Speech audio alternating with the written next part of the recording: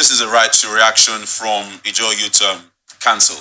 And it's not just the IYC. This is also hidden in the minds of every Nigerian, owing to the fact that the past election that brought us to where we are today wasn't really done the way we were told it would go.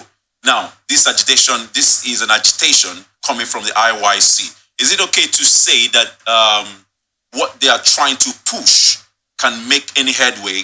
Because we've already been told that the election is going to be manually transmitted. So with what they are pushing for, is it going to hold any grounds to overturn what the INEC has already told us? Yes, I think that's where the people's power come into play. I must commend the IYC for, coming up at this time to ensure that the right thing be done.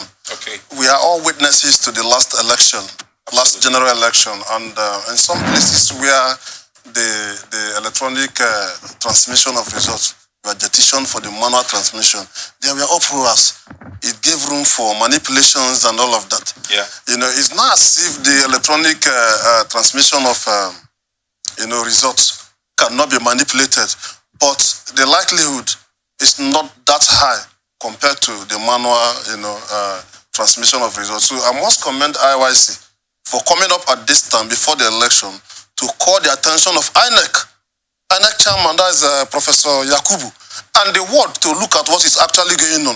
That will also spur others on, to add more pressure on INEC to ensure that this is just about one state. It's no longer 36 states or maybe 30 states or there, but one state.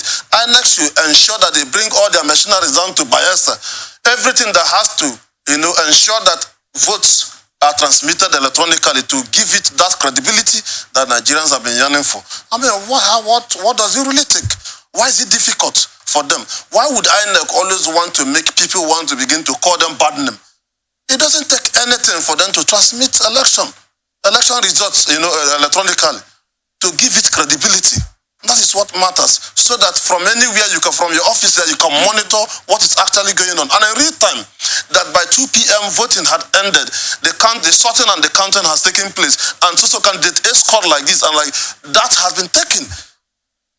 But this manual transmission makes it difficult. And looking at the terrain of Bayelsa State, before they will move from one part of the river, one area, and all of that, that can lead to manipulation and all of that. So I must commend the IYC, and I'm also urging, well-meaning people of Bayelsa State, and not just the Bayelsans, Nigerians, should add more pressure on INEC to ensure that November 11 election is transmitted electronically.